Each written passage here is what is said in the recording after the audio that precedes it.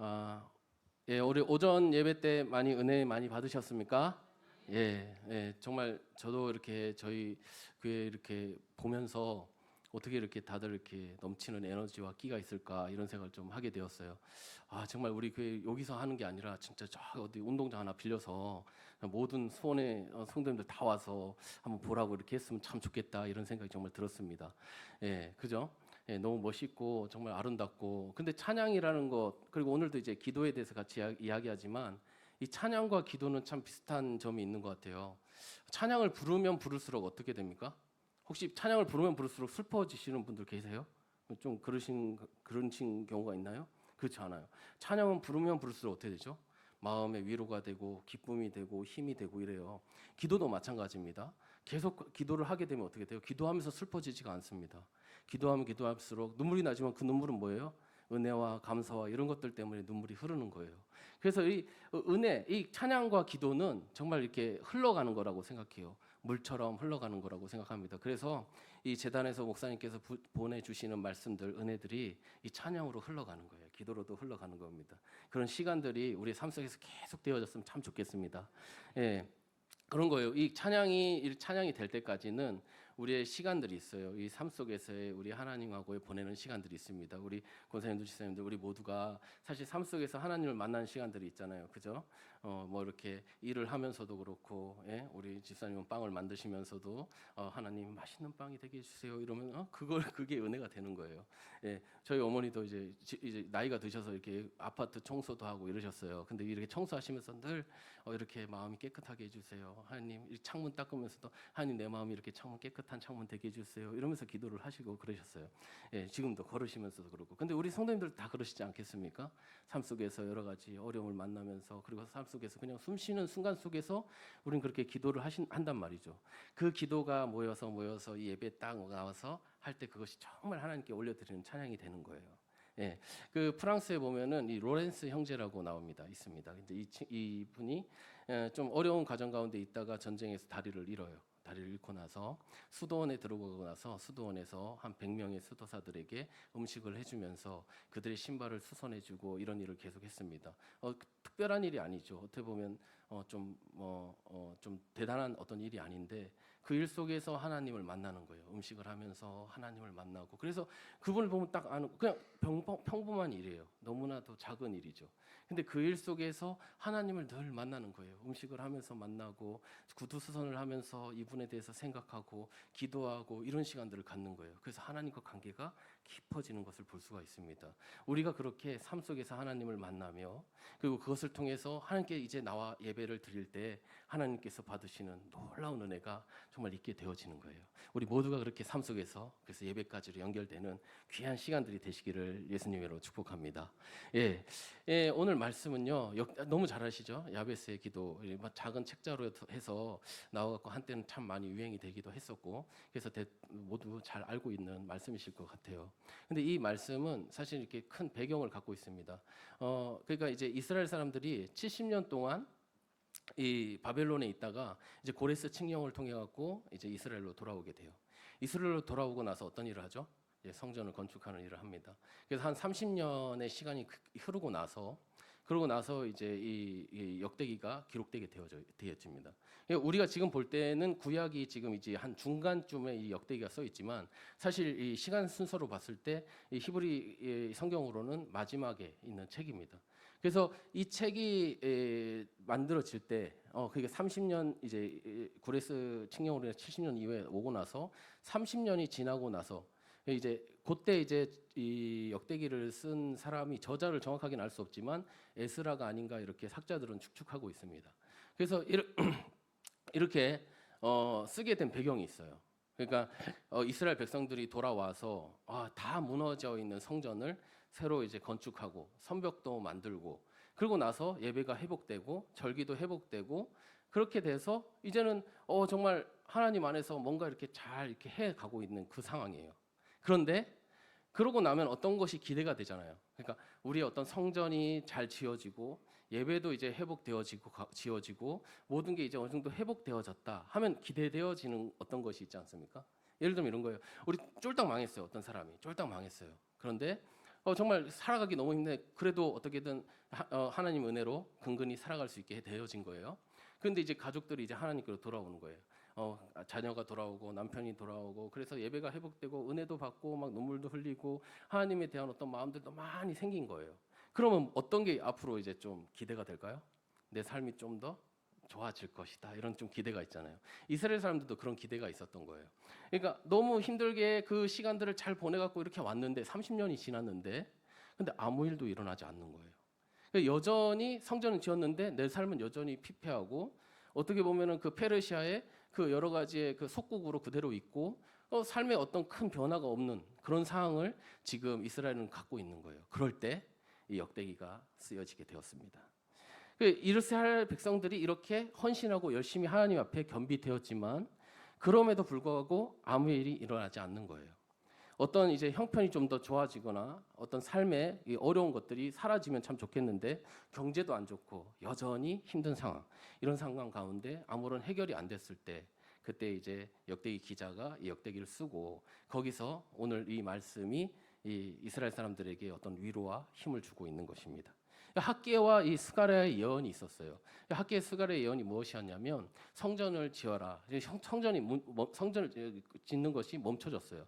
그때 다시금 희망과 어떤 새로운 일어날 수 있는 그 메시지를 지금 학개와 스가랴가 주었는데 다시 시작하는 그 메시지를 주었는데 그때 이스라엘 사람들은 선전 건축이 이제 중단됨으로 인해서 상당히 마음이 좀 어려웠어요. 그런데 그것이 다시 이제 희망을 줘서 다시 회복되고 이렇게 나아가게 되는 그런 게 학개와 스가랴서에서 써 있는 말씀이시죠. 근데 거기가 이제 성전을 지었는데 그 성전뿐만이 아니라 앞으로 영원히 오실 성전을 이야기하고 있고 그 성전은 결국은 예수 그리스도를 예표하고 있습니다. 그래서 그것을 이제 학개와 스가랴가 얘기했다면 그거 얼마나 부푼 마음이 있겠어요. 아 그렇구나. 우리에게 하나님께서 새로운 정말 영원한 성전을 주시는구나. 메시아가 오시는구나. 이런 것들을 딱 기대할 수 있단 말이에요. 근데 아무 일도 일어나지 않는 거예요.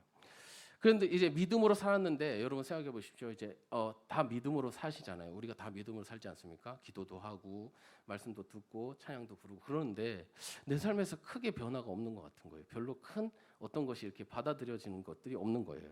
근데 그럴 수 있을까요?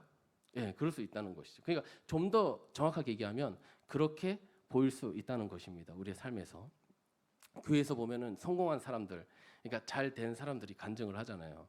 그러니까 나 어떤 어려움이 있었고 내 힘든 일이 있었는데 하나님을 잘 믿다가 그래서 정말 이렇게 됐습니다. 이렇게 간증하시는 분들이 있잖아요.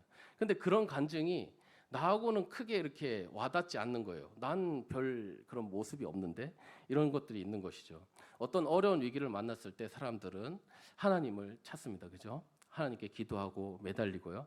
그래서 모든 사람들이 다 해결함을 받았으면 참 좋겠는데 그렇지 않을 수도 있는 것이죠. 않을 때도 있는 거예요. 그렇지 않다면 어떻게 그 사람은 믿음이 없는 건가요? 예, 그렇지 않을 수도 있는 거예요. 믿음이 없는 게 아니라 어쩌면 하나님의 그 때가 있는데 아직까지 나에게 다가오지 않은 것이죠. 사람이 아무 조건 없이 우리가 하나님을 참 믿었으면 참 좋겠는데, 그죠? 근데 우리는 다 사실 여기 이렇게 있는 이유가 조금은 있는 것 같아요. 다 이유가 어떻게 있다 보니까 하나님께서 주신 어떤 은혜가 있다 보니까 우리가 여기 있는 것이죠, 그죠?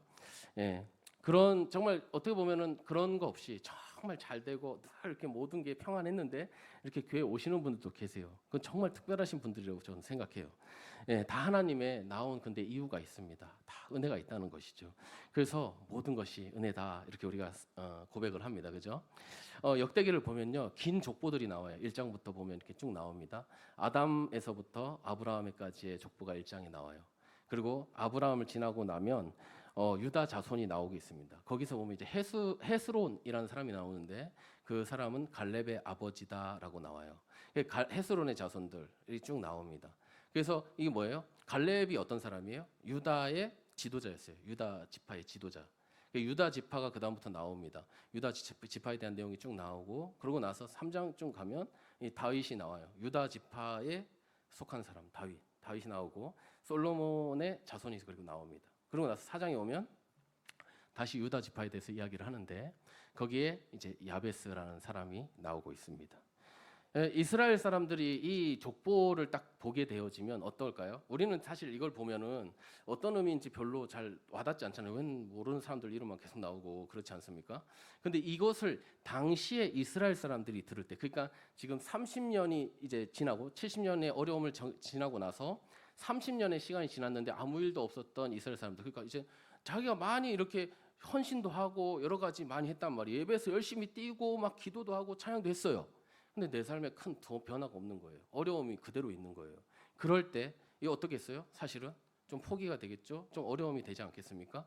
그럴 때 이 족보를 딱 듣는 거예요. 족보를 딱 이렇게 들어보는 거예요. 그러니까 이 사람이 있었고 아브라함에서부터 이 사람이 있었고 이러면서 쭉 얘기를 하는 거예요.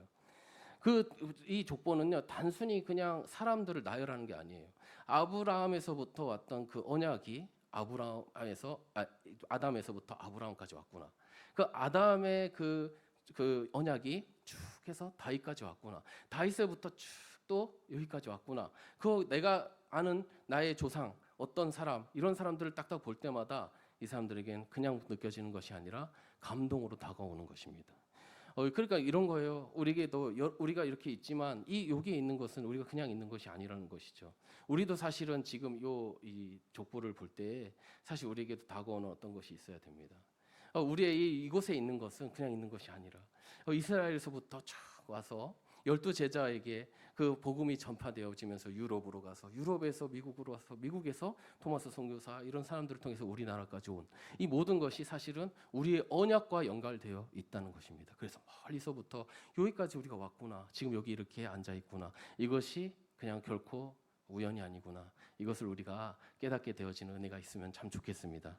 예, 우리가 버림받았다 생각했는데 여전히 하나님은 언약을 지키시고 우리를 이곳에 불러주셨구나, 우리가 지금 이렇게 살아가는 것이 은혜로구나, 이것을 깨닫게 되어지는 거예요. 그래서 우리는 너무 자주 잊어버릴 때가 있죠. 왜냐하면 우리의 인생이 그렇게 드라마틱하지가 않은 거예요. 막 대단하게 우리가 성경에 보이는 사람들은 얼마나 드라마틱해요. 갑자기 감옥에 있다가 갑자기 총리가 되고, 와, 이거는 뭐 진짜 영화에서나 나오는 그런 일이잖아요. 모세도 그렇고 여러 가지. 그런데 우리의 삶에서는 그런 드라마틱한 일은 사실 그렇게 보이지가 않는 거예요. 그러다 보니까 이것이 감사로, 이것이 은혜로 잘 느껴지지가 않습니다. 그러니까 그런 기적들이 참 있었으면 얼마나 좋겠습니까? 우리가 그래서 감사가 좀 사라져요. 우리 일상에서 하나님에 대한 그 어떤 것도 느껴지지 않을 때가 혹시 있지 않습니까? 그래서 여러 가지로 내 마음이 좀 여전히 포기되어지고, 혹은 하나님에 대한 기대가 사라져가고 그럴 때가 있지 않은지 우리가 한번 생각해 보면 참 좋을 것 같습니다. 예, 그러나 하나님은 여전히 이스라엘을 사랑하고 계시고 보호하고 계시고 인도하고 계시다는 것입니다. 앞으로도 지금도 그렇고 앞으로도 그렇고 계속적으로 이스라엘을 그렇게 인도하실 것입니다. 그래서 그 족보에서 나오는 이름들을 들으면서 상기되는 거예요. 아, 그렇구나. 하나님이 예전부터 가지고 있었던 그 생각을 결코 바꾸지 않으시고 우리를 여러 가지로 어려운 가운데 있었지만 다시 이곳에 회복시키시고 다시금 하나님께서 그 언약을 따라서 지금도 우리에게 나아오고 계시는구나, 이것을 상기되어지는 것입니다. 우리는 어떤 대단한 것을 통해서 하나님을 느꼈으면 하는 마음이 있죠. 물론 그것이 필요합니다. 하나님을 특별하게 만나는 그 시간들이 우리에겐 필요합니다. 그런데 그럼에도 불구하고 하나님을 바라며 삶 속에서 작은 부분에서 하나님을 느낄 수 있는 우리 모두가 됐으면 참 좋겠어요. 찬양에 보면 어떤 찬양이 있어요? 삶의 작은 일에도 주님의 마음을 알길 원하네, 이런 찬양이 있어요. 그 마음, 그 길을 내가 가고 싶어, 이런 얘기가 있습니다. 삶의 작은 부분에서 하나님을 만나고 싶다는 거예요. 우리가 그렇게 삶 속의 작은 부분에서 하나님을 만나면, 조금씩 만나면 하나님의 그 발자취를 계속 따라가다 보면 하나님을 만날 수 있을 줄 믿습니다. 그래서 예수님께서 그랬어요. 내가 곧 길이요 진리요 생명이라고 하셨습니다. 무슨 말이에요? 예수님이 가는 길로 가다 보면 예수님의 진리를 만나는 겁니다. 그 진리와 함께 동행하면 생명에 이르는 거예요. 우리가 그 생명 가운데 거하는 그 이르는 우리 모두가 됐으면 참 좋겠습니다. 이스라엘 사람들은 지쳐 있었습니다. 무엇인가 최선을 다하여 얻으려고 뭔가를 했을 때, 근데 그것이 얻어지지 않았을 때 얼마나 힘들어요. 우리 한번 생각해 보십시오. 나에게 어떤 것을 얻고 싶어서 막 열심을 다해서 최선을 다해서 혹시 살았던 어떤 열정적인 그런 상황이 있지 않았습니까? 근데 그렇게 열심히 했는데 만약에 못 얻었어요. 그럼 얼마나 좌절돼요. 그죠? 얼마나 포기됩니까? 그래서 그렇게 했던 것들을 내버려 둘 때도 있어요. 우리 교회에 이렇게 와 있잖아요. 교회에서 하나님 만나고 싶어서 막 뜨겁게 막 부르짖고 막 그랬어요. 근데 하나님이 만나신 것 같지가 않아. 그래서 어떻게 돼요? 에이, 하나님이 없구나. 그래서 떠나가는 사람도 있는 거예요. 근데 그러지 않고 끝까지 주님께 나아가는 한 사람, 오늘 야베스를 볼 수가 있습니다. 예, 금방 이 지치는 거예요. 제가 아침마다 이렇게 이제 저기 뒤에 가면 휴게소가 있어요. 그럼 거 가면 이렇게 낙엽도 쓸고 이 담배꽁초가 늘 있어요. 그 담배꽁초 줍고 나면 야, 다음 날에는 안 생기겠지. 가잖아요. 가득해 또. 이 사람들은 지치지도 피곤하지도 않고 곤비치도 않아. 늘 새로운 마음, 그 독수리 같은 마음으로 늘 담배를 피워. 그래갖고 와, 이 사람들은 이 정도 치웠으면 이젠 더 이상 안 피울 때 되지 않았나? 이 생각이 드는데 그렇지가 않은 거예요. 왜 그렇죠? 왜 그래요? 그 너무 좋은 거예요. 사랑하는 거예요. 그거를 좋아하고 사랑하니까 지치지 않는 거예요. 이 사람들은. 예. 근데 우리는 너무 쉽게 포기해요. 그래서 우리는 포기하지 않아야 되는 그 마음을 하나님께서 오늘 이 말씀을 통해서 주시는 것입니다. 우리에게도요, 여러분, 이 족보가 우리에게 정말 들려졌으면 참 좋겠습니다. 제가 말씀드린 이스라엘 사람들처럼 우리도 느끼는 것이 있어야 합니다. 아, 그렇구나. 하나님의 언약이 지금도 유효하구나. 우리에게까지 연결된 이 족보가 은혜로구나. 우리의 이 어려움이 있는 것을 모른 척 하시는 하나님이 아니시는구나. 다 기록하시고 계시는구나. 다 기록했어요. 사람들은 몰랐어. 하나님이 이렇게 기록하시는지 몰랐어요. 그런데 어느 날 딱 보니까 이미 지나간 그 사람들이 하나님이 다 기록해 놓는 거예요.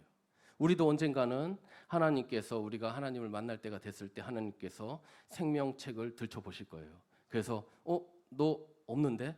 여기 아니야. 너 저쪽으로 가. 이럴 수도 있고, 야, 너 여기 있구나. 너가 누구누구를 통해서 이렇게 왔었구나. 아, 그때 그렇게 눈물을 흘렸지. 너 그렇게 나를 찾았지. 그렇게 해서 그래. 내가 이제 예비된 너와 함께 할 그 잔치에 너가 같이 들어가자. 이렇게 말씀을 하실 것입니다. 예, 우리 그 하나님을 기대하면서 끝까지 승리할 수 있었으면 참 좋겠습니다. 예, 그러려면 어떻게 해야 돼요?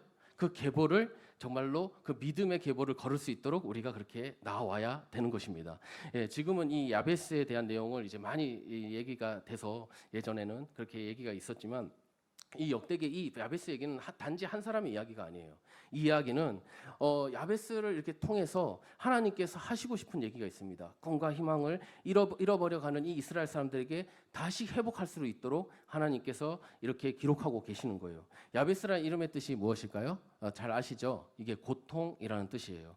야베스는 고통, 수고, 몹시 하기 싫은 일, 뭐 이런 뜻을 가지고 있습니다. 그런데 오늘 본문을 한번 볼까요? 9절입니다. 우리 9절 같이 한번 읽어보겠습니다. 9절. 자, 시작.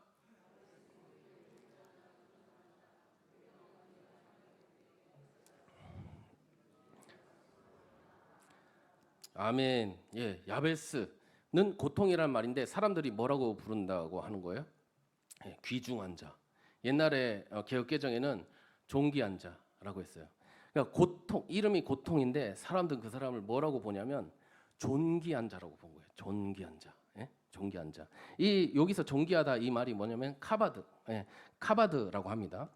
근데 하나님께 영광할 때 뭐냐면 카보드라고 해요. 영광, 카보드. 그 같은 어원이죠. 그래서 여기서 보면 이 카보드는 어떤 뜻이냐면은 영광, 영광, 무겁다 이런 뜻을 가지고 있어요.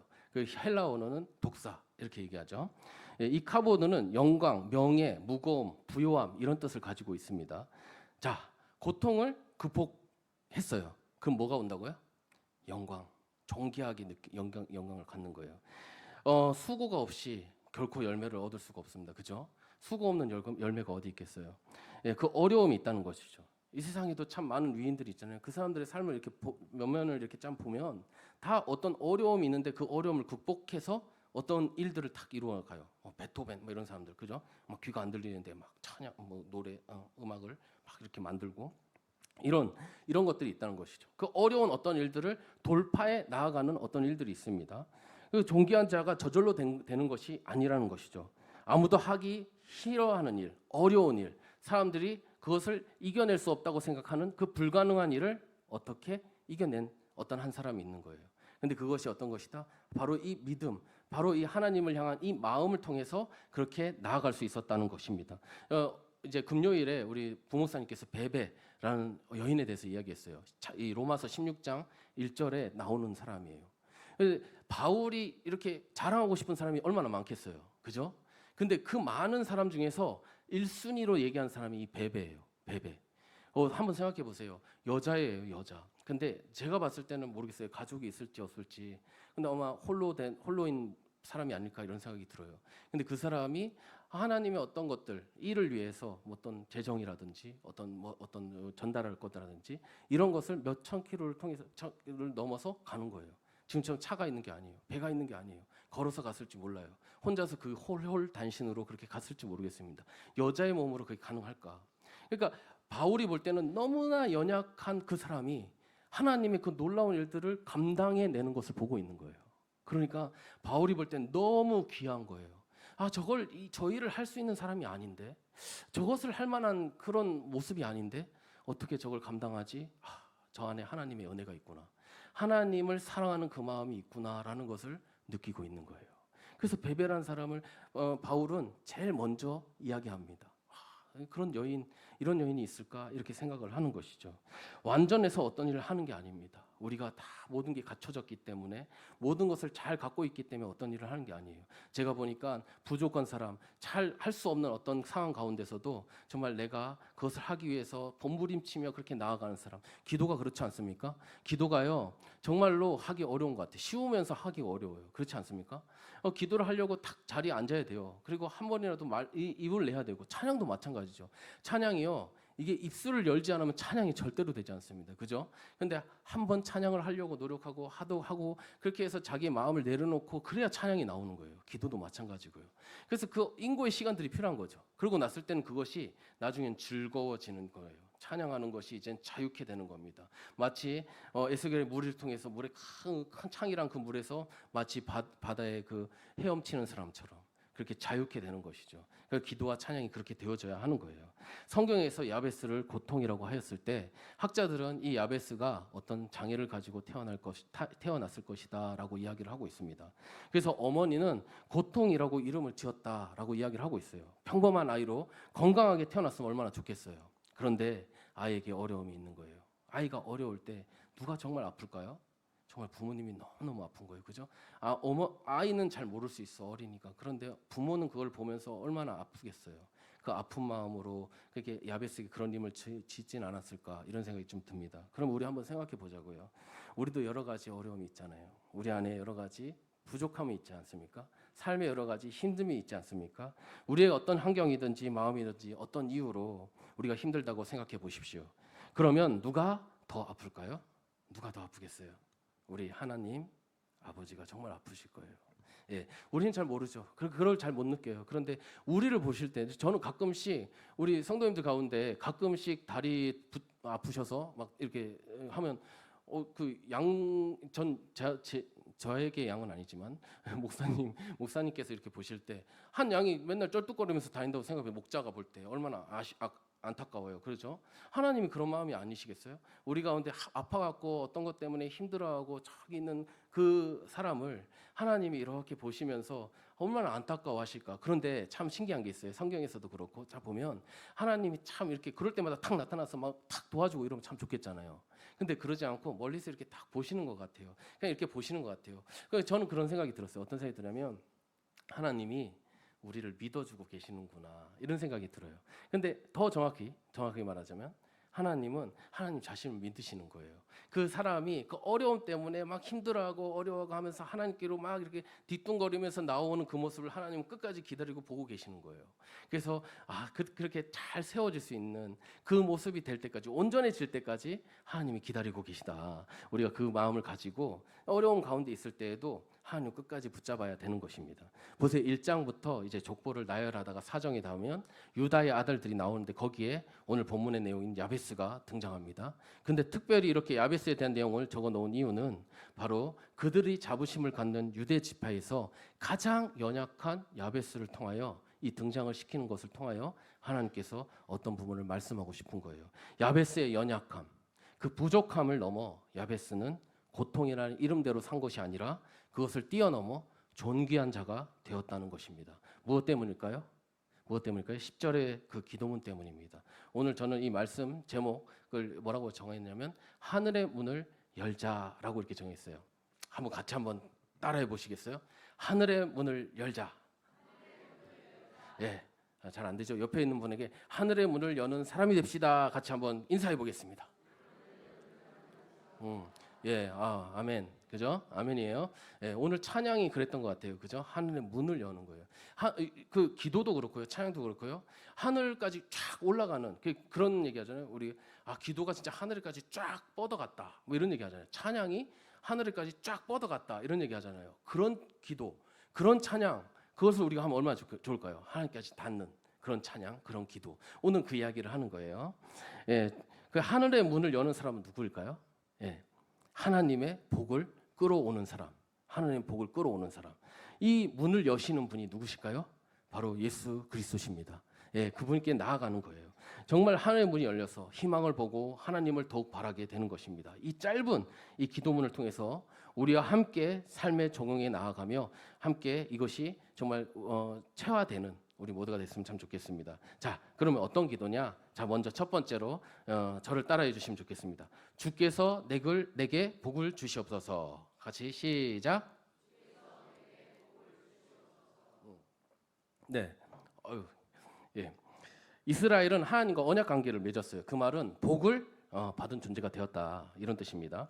다른 이스라엘 사람들은 복을 받고 이제 태어났습니다. 그죠? 건강하게 태어났습니다. 그런데 만약 장애를 갖고 이제 야베스 태어났다고 생각해보세요. 그럼 어떤 생각이 들까요? 난 하나님께 복을 받지 못했나 봐, 이런 생각이 들지 않겠어요? 그죠? 다른 사람은 다 갖고 있는데 난 못 갖고 있어요. 그럼 어떤 생각이 들어요? 하나님 나한테 이런 걸 안 주셨나 봐, 이렇게 생각이 들잖아요.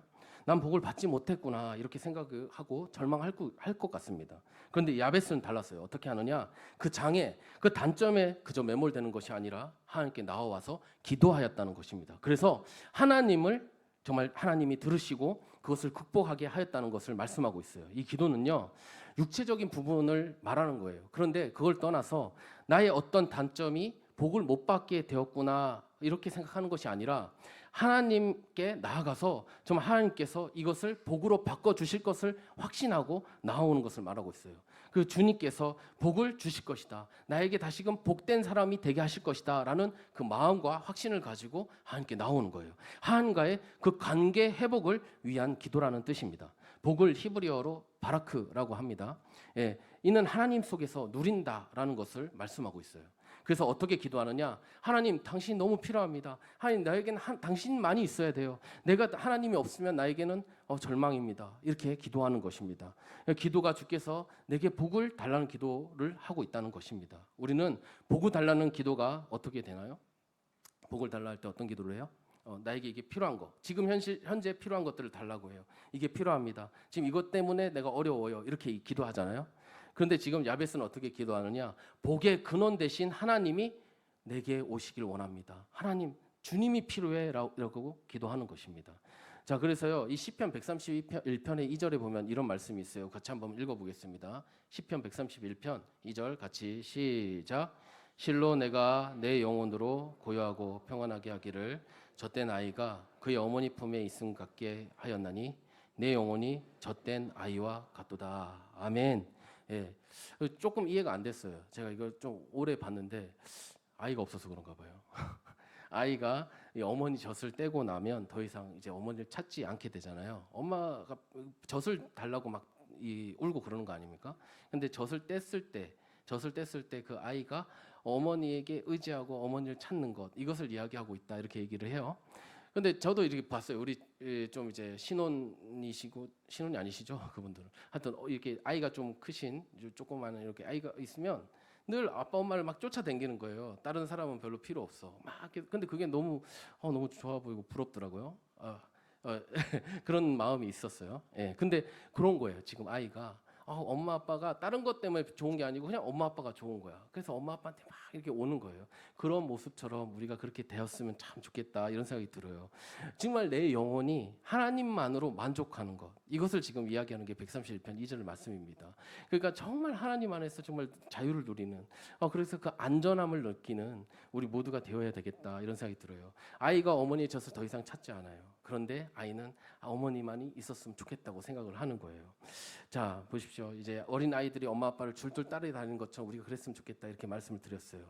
이런 관계가 야베스가 원하는 회복의 관계인 것입니다. 우리에게도 그런 관계가 회복되는 그것이 먼저 있어야 되는 거예요. 기도의 처음 무엇이다? 하나님과의 관계가 회복되도록. 그래서 무엇을 구한다? 하나님을 구한다. 정말 하나님, 제가 하나님 만났으면 좋겠어요. 이 마음으로 고백하며 기도하는 모습이 되어야 된다는 겁니다. 자, 두 번째로 나의 지경을 또 넓혀 주시옵소서. 우리 같이 다시 한번 읽겠습니다. 나의 지경은 넓혀 주소서. 시작. 예. 여기 야베스가 있었던 이 시기는요. 여호수아 가나안 정복을 하던 시기예요. 그러니까 야베스가 지금은 이렇게 역대상에 써 있지만 야베스가 살던 시기가 언제냐면 여호수아가 가나안 정복을 할 때예요. 그러니까 여호수아가 가나안 정복을 할 때 야베스는 어떤 사람이에요? 지금 장애가 있는 사람이에요. 그럼 가나안 정복을 하려면 가야 되는데 야베스는 갈 수가 없어요. 그죠? 갈 수가 없어요. 장애가 있잖아요. 그런데 야베스는 이야기를 하는 거예요. 나도 이 영적 전쟁, 가나안에 들어가는 이 일을 나도 하고 싶습니다. 저를 좀 써주세요. 이렇게 이야기를 하는 거예요. 저도 하나님, 저도 할 게 있을 거 아니에요. 저도 좀 써주세요. 저도 좀 함께 하고 싶습니다. 이야기를 하는 거예요. 우리가 교회에서도 여러 가지 일을 하지 않습니까? 그런데 누가 해요? 그 일을? 자원하는 사람이 하는 거예요. 그 일을 원하는 사람이 하는 거예요. 제가 하겠습니다. 하나님, 그 일 제가 할게요. 이런 사람이 하는 거예요. 저 교회에서 보면은 늘 이 화장실도 청소돼 있고 이런 경우가 있어요. 누군가는 하는 거예요. 안 보이는 그 사람이 하고 있는 거예요. 근데 그 사람 왜 하는 거예요? 자원해서 하는 거예요. 누가 시켰나요? 아니에요. 근데 하는 거예요. 우리 안에도 그 자원하는 하나님의 일을 향해서 나아가는 그 자원하는 마음이 있어야 된다는 것입니다. 우리 찬양할 때도 보면 나이 많으시지만 나와서 이렇게 하시는 권사님들이 계세요. 그 왜요? 자원해서 하는 거예요. 우리 봉사를 하잖아요. 다 자원해서 하는 겁니다. 그런 자원하는 마음 우리 안에 주시옵소서. 하나님, 내가 이 일을 하고 싶습니다. 내가 정말 아직 시간이 있잖아요. 하나님, 내가 기도의 중보자가 되겠습니다. 내가 예배 가운데 내 목숨을 걸겠습니다라고 나오는 그 모습이 있어야 된다는 것입니다. 우리의 헌신들이 있는데 누군가는 땀을 흘리면서 그 일을 감당하는 거예요. 그런데 나는 약해. 그럼에도 불구하고 나도 주님 사용해 주세요. 그런 사람이 하늘의 문을 여는 사람이 된다는 것입니다. 야, 할렐루야. 예. 자, 세 번째 이제 얘기했습니다. 자, 같이 읽어보겠습니다. 제가 읽을게요. 주의 손으로 나를 도우소서. 시작. 예. 자, 내가 뭔가를 감당하고 싶어요. 정말 하나님의 일을 하고 싶어요. 근데 내한테는 너무 약한 거예요. 내 힘으로는 할 수가 없는 거예요. 그래서 어떻게 고백해요? 주의 손으로 나를 도와주십시오. 이렇게 고백을 하는 거예요. 하나님, 내가 정말 이 일을 하고 싶은데, 내가 정말 예배를 정말 드리고 싶은데 예배 못 드리는 경우가 참 많잖아요. 우리가 여러 가지 일 때문에, 우리 젊으신 분들은 특히 일 때문에 수예배도 못하고 금요예배도 막 못해요. 근데 우리 권사님 한 분 우리 권사님 얘기하셨어요. 늘 뭐 야간하고 이래갖고 이 예배를 잘 못 드리는 거예요. 그런데 정말 그 사모하는 마음을 가졌더니 가까이 이제 일을 하게 되셨다고 하시더라고요. 하나님이 사모하는 마음에게 힘을 더하시고 길을 여시는 거예요. 우리가 정말 예배에 정말 나오고 싶어. 근데 내 여러 가지 상황 때문에 안 돼. 그럴 때 하나님께 한번 기도해 보세요. 하나님, 저를 도와주십시오. 제가 정말 예배를 지키는 자가 되고 싶습니다. 내가 기도의 중보자가 되고 싶습니다. 찬양에 정말 선두에 서는 사람이 되고 싶습니다. 우리에게 어떤 꿈이 있어야 되지 않겠습니까? 정말 주의 지경을 열어가는 우리 모두가 되어야 되지 않겠습니까? 그런 소원함이 있어야 돼요. 우리 안에 정말 그 소원함이 있을 때 꿈이 있는 자에게 하나님께서 길을 여시는 거예요. 우리가 그 꿈을 꾸는 우리 모두가 됐으면 참 좋겠습니다. 예, 그래서 성령의 능력을 달라고 구하는 거예요. 주의 손으로 나를 도와달라는 말은 성령의 능력을 구한다는 뜻입니다. 주님이 있어야만 이 영적 싸움에서 우리가 승리할 수 있습니다. 주님이 함께해 주셔야 됩니다라는 그 고백인 것입니다. 우리 에베소서 6장 12절 같이 한번 볼게요. 6장 12절 같이 한번 읽어보겠습니다. 자, 시작. 우리의 씨름은 혈과 육을 상대하는 것이 아니요 통치자들과 권세들과 이 어둠의 세상 주관자들과 하늘에 있는 악의 영들을 상대함이라. 예, 우리가 살아가는 모든 것이 뭐라고요? 영적 싸움이라는 거예요. 근데 이 영적 싸움에서 승리하려면 무엇이 필요합니까? 성령님이 계셔야죠. 성령님이 우리와 함께 승리할 수 있습니다. 다른 건 다 방어 도구예요. 그죠? 다 뭐 구원의 투구 이런 거. 근데 그거 상대하려면 뭐가 있어야겠어요? 칼이 있어야 되지 않겠습니까? 성령의 검이 필요한 거예요. 말씀의 검이 필요한 거예요. 우리에게 그 능력이 있어야 되는 겁니다. 그래야 우리의 삶에서 우리의 모든 곳에서 우리가 승리하는 승리를 기쁨을 맛보지 않겠습니까? 우리가 그렇게 됐으면 참 좋겠습니다. 지금 우리에게는 모든 싸움은 무엇과 관련되어 있냐면 바로 이 영적인 일이에요. 우리의 믿음이 요구됩니다. 성령님이 아니고는 우리가 어떻게 나아갈 수 있겠습니까? 반드시 성령으로 나아가야 하는, 그래서 이 싸움에서 승리하는 승자가 되어야 하는 것입니다. 자, 다음으로 이제 환난을 벗어나 근심이 없게 하옵소서. 같이 읽겠습니다. 다시 한번. 환난을 벗어나 근심이 없게 하소서. 시작. 예, 아멘. 예, 환난은 어떤 거예요? 힘든 일이에요. 그죠? 하나님께서 도와주심으로 우리가 어떤 승리를 하였어요. 그리고 이제 땅도 얻고 그리고 필요한 것도 얻었습니다. 야베스 그렇게 된 거죠. 정말 지경을 높여 주십시오. 하나님 내게 힘을 주십시오. 이래 갖고 지경을 높였어요. 그래서 자기의 땅을 갖게 되었어요. 여러 가지의 승리를 맛보았습니다. 그러고 나서 어떤 기도가 필요하냐? 환난을 벗어나서 근심이 없게 해달라는 기도가 필요한 거예요. 우리가 보세요. 뭔가 이렇게 삶에서 어려워서 하나님을 찾아서 그것에 여러 가지 충분한 어떤 만족을 얻었어요. 그러고 나면 하나님으로부터 조금씩 이제 느슨해지기 시작하는 거예요. 하나님으로부터 조금씩 멀어지기 시작하는 거예요. 겸손하게 끝까지 주님을 붙들고 싶은데, 그렇게 잘 살고 싶은데 그게 잘 안 될 때가 있는 것입니다. 하나님의 보호를 그래서 이 야베스는 요청하고 있습니다. 그래서 주기도문에서도 보면 이렇게 우리를 시험에 들지 않게 해달라고, 다만 시험에 들지 않게 해달라고 기도하지 않습니까? 마지막에. 예, 그런 거예요. 주기도문에 보시면 이름을 거룩하게 해달라, 나라를 임하게 해달라, 뜻이 그대로 이루어지게 해주십시오. 그렇게 기도하고 나서 마지막에 시험이 들지 않게 해달라고 기도하고 있어요. 예, 사람은 참 쉽게 변하는 것 같아요. 분명히 어렵고 살고 그랬을 때 처절하게 그렇게 하나님을 찾을 때가 있었지만, 그것이 다 지나고 나면 그런 사람들을 이제는 보듬어야 되는데, 우리가 또 그런 사람들을 볼 때 그것을 못할 때도 많지 않습니까? 그렇게 변하는 거예요. 주변에 가끔 이런 얘기를 들을 때가 있습니다. 예, 참 영적으로 뜨거웠던 사람들이 어느 날 시간이 지나고 나서 그 자리를 벗어나게 되고 하나님과 멀어지는 그런 경우도 있다는 얘기를 여러분도 혹시 들어보셨습니까? 예, 그런 경우가 있지 않습니까?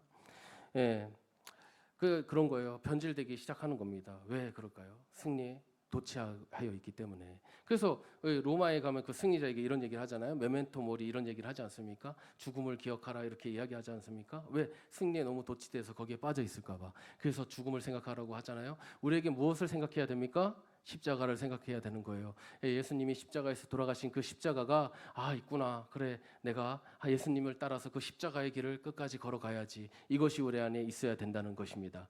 예, 그래서 정말 처음 마음으로 끝까지 가게 해달라고 기도하는 우리 모두가 됐으면, 그래서 환난을 벗어나 근심이 없게 해달라는 이 기도가 우리 기도가 되었으면 참 좋겠습니다. 자, 한번 마지막 이제 간단히 정리하겠습니다. 예, 끝났어요. 하나님의 문을 여는 기도가 있습니다. 그것이 야베스가 하는 기도입니다. 첫 번째로 주님은 내게 복을 달라고 기도하였어요. 그것은 하나님과의 관계가 회복되기 위한 기도입니다. 첫 번째 뭐라고요? 하나님과 관계가 회복되는 기도. 그래서 복을 달라는 기도예요. 그 복은 우리 다른 것이 아니라 하나님을 내 하나님으로 만나는 복. 그 복을 내게 주십시오. 하나님을 만나는 그 복을 주십시오라고 기도하는 거예요. 자, 두 번째는 뭐죠? 나의 지경을 넓혀달라고 했어요. 하나님, 내가 하나님의 일을 감당하는 사람이 되고 싶어요. 하나님이 원하시는 그 일들을 감당하고 싶어요라는 그 기도입니다. 그리고 세 번째는 뭡니까? 주의 손으로 나를 도와달라 이렇게 말씀하시는 거예요. 그래서 내가 하는 어떤 일들을 하나님 함께 해주셔서 이 일을 잘 감당하게 해주십시오. 하나님 위해서 사용받되 하나님의 뜻대로 사용받는 사람이 되게 해주십시오. 이렇게 기도하는 거예요. 네 번째로 뭐죠? 환난을 벗어나서 근심이 없게 해달라고 기도하는 거예요. 주님, 겸손하게 이 길을 끝까지 가게 해주십시오. 주님의 길을 온전히 가고 싶습니다. 이렇게 고백하는 것이 이 네 가지 기도예요. 네 가지 기도. 자, 짧게 첫 번째 관계 회복, 두 번째 사명 요청, 세 번째 성령 충만, 네 번째 지속적인 믿음. 이것입니다. 하나님과 관계를 회복하는 것이 필요합니다. 하나님 앞에서 자원하는 심령으로 나오는 것이 필요합니다. 그래서 자원하는 심령으로 예배를, 기도를, 말씀을, 찬양을, 헌신을, 봉사를 하는 거예요. 이를 위해 성령님께서 도와주기를 위하여 기도하는 것입니다. 그리고 지속적으로 겸손하게 그렇게 나아가게 해달라고 기도하는 것이 필요한 거예요. 이 네 가지를 통해 어떻게 된다고요? 하늘의 문이 열리는 놀라운 일이 일어난다. 이렇게 말씀을 드리는 겁니다. 야베스는 가장 약한 자였어요. 그러나 그는 극복하였어요. 자신의 힘이 아니었고 그것은 하나님의 은혜였습니다. 우리가 여기 있잖아요. 우리도 여러 가지 어려움이 있었지 않습니까? 그것을 이겨냈지 않습니까? 그것이 야베스의 기도 같은 거예요. 근데 그 기도는 끊어지면 안 돼. 계속적이어야 되는 거예요. 계속 나아가야 되는 것입니다. 자, 무엇이 그것을 가능케 하였다고요? 바로 야베스의 끈질긴 기도, 끈질긴 기도, 그리고 끈질긴 찬양, 끊어지지 않는 찬양, 그것이 있었다는 거예요. 사람들은 포기할 때 야베스는 포기하지 않았어요. 너 안 된다고 했어요. 너는 지금 어렵잖아. 너 지금 그런 단점이 있잖아. 너 그거 지금 어렵잖아. 그러니까 더 이상 할 수 없어라고 생각했는데 야베스는 아니야. 난 할 수 있어. 난 하나님께서 주신 은혜가 있어. 이러면서 나아가는 거예요. 우리의 가정을 그렇다고 포기할 수 있는가? 한국 교회가 점점 힘을 잃어가는데 그렇다고 포기할 것인가? 점점 나라는 정말 쇠약해가고 좌되어가고 하나님을 모르는 그런 나라로 점점 변해가고 있는데, 인권이라는 말로 동성애와 악법들이 만들어지고 있는데 다 끝났다고 이야기하는데, 이제 저기 유럽처럼 그렇게 되어질 것이라고 우리나라도 이제 어쩔 수 없다고 이야기하는데, 다 힘들다고 좌절하고 이제 하나님은 돕지 못한다고 하는 이 이스라엘 사람들에게 이 역대기의 야베스의 기도는 다시금 그들에게 희망을 주면서 넌 할 수 있다고 말씀하고 있습니다. 자, 여러분 어떻게 하시겠습니까? 여기서 주저앉게 앉아 있으시겠습니까? 아니면 이 야베스와처럼 다시금 일어나 정말 하늘의 문을 여는 일을 감당하시겠습니까? 어떻게 하시겠어요? 할 수 있으십니까? 야베스처럼 기도로 하늘의 문을 열고 하나님께서 인정하시는 영광의 사람, 존귀한 자가 되어야 되지 않겠습니까? 마지막으로 우리 한번 예레미야서 12장 5절을 잠깐 한번 봤으면 좋겠는데요. 한번 예레미야서 12장 5절 우리 한번 같이 읽어보겠습니다. 자, 시작.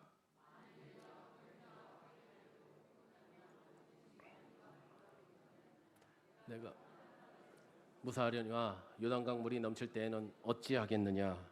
아멘. 이게 무슨 얘기냐? 예레미야가 이제 하나님의 말씀을 계속 전하고 이러다 보니까 그 주위에 있는 사람들이 예레미야를 공격하고 예레미야를 죽이려고 하는 거예요. 예레미야가 많이 힘들었습니다. 마음 힘들어서 두려웠어요. 그럴 때 하나님께서 뭐라고 얘기하냐면, 너 많이 힘들지?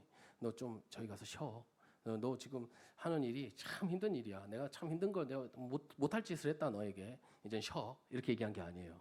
하나님께서 뭐라고 하냐면, 야, 너 저 보세요.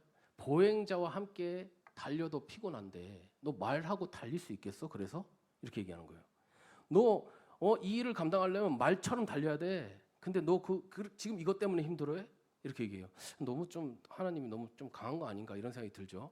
근데 하나님은 이러세요. 뒤로 물러가는 걸 좋아하지 않으세요. 너 힘들구나. 너 연약하지. 너 지금 이제 뭘 할 수 있는 상황이 아니지. 너 지금 이제는 쉬어야 되지. 이렇게 하나님 얘기하지 않으세요. 너 언제까지 그렇게 있을 거야? 달려. 이렇게 얘기하세요. 하나님이. 믿음은 그런 거예요. 뒤로 물러가지 않아요. 왜 그런지 아세요? 하나님이 빛이시기 때문이에요. 하나님은 앞으로 나아가세요. 그리고 우리도 나아가기를 원하십니다. 말씀 가운데 더 있기를 원하고 찬양 가운데 있기를 원하고, 그래서 하나님을 깊이 만나기 원하는 거예요. 그것이 누구의 마음이에요? 하나님 마음, 또 목사님의 마음, 우리 모두의 마음이 되었으면 참 좋겠습니다. 자, 제가 뭘 빠먹었네요. 시간이 돼서 우리 찬양하고 우리 같이 기도하는 시간 가졌으면 참 좋겠습니다.